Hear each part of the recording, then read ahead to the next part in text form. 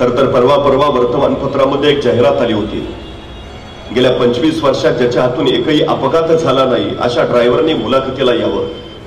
काही ड्रायव्हर मुलाखतीला आले, मुलाखती चालू झाल्या. पहिल्या ड्रायव्हरला विचारलं, काय हो गेल्या 25 वर्षात तुमच्या हातून एकही अपघात नाही? तो म्हटलं, अजिबात नाही, विषय नाही, प्रश्नच नाही, फक्त गाडी एकदा ब्रेक फेल झाली म्हणून दरीत कोसळलो, पण बाकी कुठं टच नाही. त्याला म्हटले चला बाजूला. दुसऱ्याला विचारलं, गेल्या 25 वर्षात तुमच्या हातून एकही अपघात नाही? तो म्हटलं, अजिबात नाही, विषय नाही, प्रश्नच नाही, फक्त एक जण पुढनं येऊन माझ्या अंगावर आदळला तेवढंच काय ते, पण बाकी कुठं धक्का नाही. त्यालाही म्हटले चला बाजूला. तिसऱ्याला विचारलं, गेल्या 25 वर्षात तुमच्या हातून एकही अपघात नाही? तो म्हटलं, अजिबात नाही, विषय नाही, प्रश्नच नाही, साक्षी पुरावे कागदपत्र सारं तपासलं, या माणसाच्या हातून गेल्या 25 वर्षात एकाही अपघाताची नोंद नाही. त्या मुलाखत घेणाऱ्याला आश्चर्य वाटलं. त्यानं न राहून विचारलं, गेल्या 25 वर्षात तुमच्या हातून एकही अपघात नाही, तुमच्या यशाचं रहस्य काय? तसा समोरचा ड्रायव्हर शांतपणे म्हणाला, गेल्या 25 वर्षापूर्वी माझी गाडीची मी एकदा गॅरेजला लावली, परत बाहेरच नाही काढली.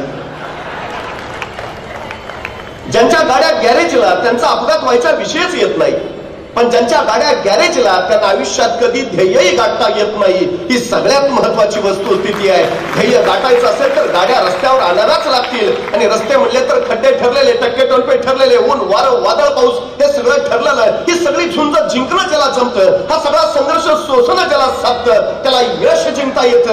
ही सगळ्यात महत्वाची गोष्ट आहे. तुमचा संघर्ष जेवढा मोठा तेवढी तुमची उंची मोठी असते. 350 वर्षापूर्वी छत्रपती शिवाजी महाराजांच्या वाट्याला आलेला संघर्ष एवढा मोठा होता की जोपर्यंत चंद्र सूर्य राहतील तोपर्यंत छत्रपती शिवाजी महाराज तुमच्या माझ्या काळजामध्ये जिवंतच राहतील. स्वराज्य निर्माण करावं म्हणून स्वराज्य निर्माण नाही झालं. 50 वर्षाच्या आयुष्यामध्ये शिवाजी महाराजांनी जो संघर्ष केलाय त्याच्या पाठीमागची व्याप्ती जर बघितली तर या माणसानं काय केलं याचा विचार मनात आल्यावर मग मस्तक नतमस्तक झाल्याशिवाय राहत नाही. ही सगळ्यात मोठी गोष्ट. खरं तर शिवाजी महाराजांनी राज्य उभा केलं, पण स्वतःच्या राज्याचं नाव त्यांनी शिवराज्य नाही ठेवलं, स्वतःच्या राज्याचं नाव ठेवलं स्वराज्य. स्व म्हणजे माझं राज्य. या मातीत उगवलेल्या कुणीही या राज्याच्या नावाचा उच्चार करावा, माझं राज्य. आणि मग माझं आहे ना, मग मलाच लढलं पाहिजे, मलाच झगडलं पाहिजे, मलाच सुंदरलं पाहिजे, मलाच मेलं पाहिजे. ही उर्मीतल्या प्रत्येकात रुजवली, फुलवली, बहरवली, आणि मग मातीसाठी लढायला, झुंजायला, मरायला माणसं सिद्ध झाली. हे सगळ्यात मोठं वैशिष्ट्य. नाहीतर बघा ना, तानाजीला बोलावलं आणि शिवाजी महाराजांनी तानाजीला सांगितलं, तानाजी एवढा कोंडाणा घे, मग पंचायत समितीच्या तिकिटाचं तुझं बघतो. की विशाळगडावरनं निघणाऱ्या बाजी प्रभूंना सांगितलं, बाजी तेवढी खिंड लढवा, मग जिल्हा बँकेवर तुम्हाला घेतो. दिला काय महाराजांनी माणसांना? माणसं का मरायला तयार झाली. महाराजांनी हे नाही सांगितलं की कोणी शिवाजी राजा सांगतोय म्हणून ये, हे माझं राज्य उभारत आहे म्हणून ये. शिवछत्रपतींनी स्पष्ट सांगितलं, हे तुझं राज्य आहे. तुला जर वाटत असेल तुझ्या राज्यासाठी काहीतरी करावं तर ये. तुला जर वाटत असेल तुझ्या पोरी-बाळी सुरक्षित राहाव्यात तर ये. तुला जर वाटत असेल तुझ्या पोरी-पोरींची आबरू राखावी तर ये. तुला जर वाटत असेल तुझ्या उद्याच्या पिढ्या सुखात नांदाव्यात तर ये. तुला जर वाटत असेल तुझ्या डोईवर सुखाचं छत्र उभारावं तर ये. कुणी शिवाजी राजा सांगतोय म्हणून नव्हे, आणि स्वतःचं राज्य म्हणून माणसं या प्रवाहात सामील झाली. आणि मग बघता बघता तानाजी, बाजी, यसाची, कोंडाजी, कडतोजी अशी शौर्यशाली धुरंधरांची मांद्याळी स्वराज्यासाठी मरायला एका पायावर तयार झाली. खरं तर शिवकाळ हा महाराष्ट्रातला पहिला काळ आहे जिथं माणसं जगण्यासाठी नाही, जिथं माणसं मरण्यासाठी स्पर्धा करतायत. अहो, महाराजांनी कुठली एखादी मोहीम काढावी, तानाजी सरदिशी पुढे यायचं, राज म्या जाणार, तसा बाजी म्हणायचं, ताना कुठं निघाला पुढं, आम्ही आहे ना बाजून, ती काय नाही राज, एवढा वापला, आपण जाणार राज, आपण लढणार राज. तसा खस्तीशी तानाजी यायचा, बाजी गावापासून नंबर लावून बसलो का, ही मोहीम आपली, आपण जाणार राज, आपण लढणार.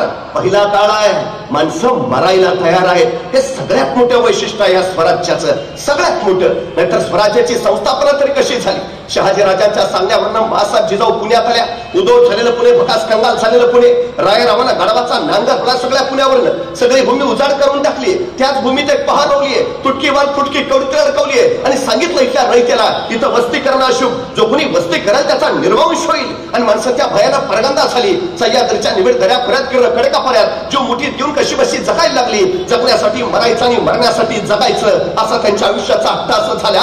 अशा पुण्यात आल्यात मासाहेब. राज्य करायचं, जहागिरी चालवायची आहे, पण राज्य करावं कुणावर, जहागिरी चालवावी कुणावर? होतो कोणी तर दगडा थोड्यांवर. अरे माणसं होती कुठं? माणसं दूर दऱ्याखोऱ्यात परगंदा. मासाहेबांनी त्या परगंदा लोकांना घातली साथ, या परत या गावात. आणि रयतेने विचारलं, कुणाच्या भरोशावर? आणि कडाडल्याची जाऊ, तुमच्या शिवबाराजांच्या भरोशावर. या राजे समर्थ आहेत. पण त्याच वेळी रयतेने बोट दाखवलं मातीच्या उरात रोल्या गेल्या पहारीकडं आणि विचारलं कसं यावं इथं आलो तर आमचा निर्वंश होईल. त्या सरशी मासाहेब झाल्या पुढं मातीच्या उरातली ती पार उचकटली, दूर फिरकावून दिली, अंधश्रद्धेचं जोकड झुगारलं आणि कडाडल्या मासाहेब मी राहीन इथं, उद्या माझा झाला निर्वंश तरी. आपल्या एकुलत्या शिवबाला सोबत घेऊन मासाहेब पुण्यात राहायला लागल्या. बघता बघता रयतेला विश्वास आला, अरे मासाहेब राहताय तिथं, आपण का नाही. रेत परतू लागली, घर गजबजू लागली, गावं कुजूजू लागली. पण रयते पुढे पुन्हा एकदा प्रश्न पडला, गावात राहिलो घरात राहिलो, पण खावं काय प्यावं काय, शेती करावी तर पेरावं काय, काय आहे आपल्याकडं. आणि मग महाराष्ट्रातली पहिली सहकारी संस्था उभा राहिली. त्या सहकारी संस्थेचं नाव होतं स्वराज्य आणि या संस्थेच्या संस्थापिका होत्या मासाहेब जिजाऊ. या स्वराज्य नावाच्या संस्थेतून इथल्या शेतकऱ्यांना बियाणं दिली, खतं दिली, बैल जोड्या दिल्या.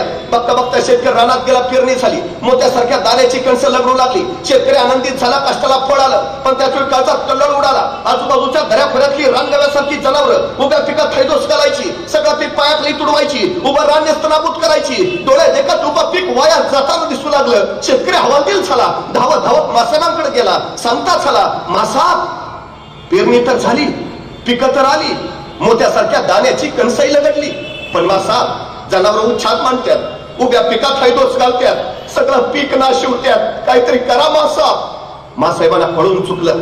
पिकं जगली तर शेतकरी जगेल, पिकं जगली पाहिजे. दुसऱ्या दिवशी मासाहेबांच्या विलक्षण बुद्धीतनं एक विलक्षण युक्ती बाहेर पडली आणि मासाहेबांनी आसपासच्या गावागावात दौंडी दिली. जो कुणी पिकात उच्छाद मांडणाऱ्या जनावरांचा बंदोबस्त करेल त्याला सोन्याचं कड दिलं जाईल. आणि गावागावात तरणीबाज जिगरबाज पोरं बाहेर पडली. रातोरात पिकाभोवती पहरा करायला लागली. एखादं जनावर खुसपसताना दिसलं, चित्त्याच्या चपळाने झेप मारायला लागली, त्याच्या मुसक्या ओढायला लागली, शेपटी तोडायला लागली आणि दाखवायला मासाहेबांकडे घेऊन यायला लागली. सोन्याचं कड मिळवायला लागली. एकाच दगडात दोन पक्षी मारले मासाहेबांनी. एक जनावरांपासून पिकाचं रक्षण झालं आणि दोन स्वराज्यासाठी आवश्यक असणारी जिगरबाज मावळ्यांची मांदियाळी आपोआप गोळा झाली. एके दिवशी रात्री 1:30-2चा प्रहर होता. लाल महाल संत शांत निद्रिस्त झालेला. अचानक बाहेर 5-6 पोरांचा गलका ऐकू आला. तसा पहारेकरी धावत धावत पुढे झाला. 5-6 तरणीबाण पोरं, एका पोराच्या खांद्यावर बनवट रानगव्याचं धूळ. पहारेकरनं विचारलं, काय र? तसं कर्णबाण पोरग म्हणाल, मासाहेबांनी भेटायचंय. कारण मासाहेबांनी दौडी दिली नव, जो कोणी जनावरांची शिकार करेल त्याला सोन्याचं कड दिलं जाईल. हे काय जनावर घेऊनच आलोय नव. तसा पहारेकरी म्हणणार, पण सकाळी की मासाहेब झोपल्यात आता. नाही मासाहेबांनी भेटल्या बिगार जाणार नाही. अरे याला का फोडाल्या का? रातचं 1:30 वाजल्यात. सकाळी की मासाहेब झोपल्यात आता. नाही मासाहेबांनी भेटल्या बिगार जाणार नाही. पोरं ऐकायला तयार नाही. तोपर्यंत बाहेरचा तो गोंधळ ऐकून मासाहेब स्वतः जातीनं येत्या झाल्या. काय गडबड रे? तसा कर्णबाण पोरग सरदिशी पुढे झालं. मासाहेब तुम्ही दौडी दिली नव, जो कोणी जनावरांची शिकार करल त्याला सोन्याचं कड दिलं जाईल. हे काय जनावर घेऊनच आलोय नव. मासाहेबांनी एकदा त्या पोराकडं, एकदा त्या जनावराकडे बघितलं आणि मासाहेब त्याला म्हणाल्या, अरे पण आम्ही दौंडीत असंही सांगितलेलं की अख्खं जनावर दाखवायला आणायची गरज नाही, नुसती शेपटी दाखवायला आणली तरी चालेल. हे अख्खं जनावर कशाला घेऊन आला? तशी त्या पोरानं मान खाली घातली आणि ते पोर मासाहेबांना म्हणाल, मासाहेब ध्यानातच नाही राहिलं बघा.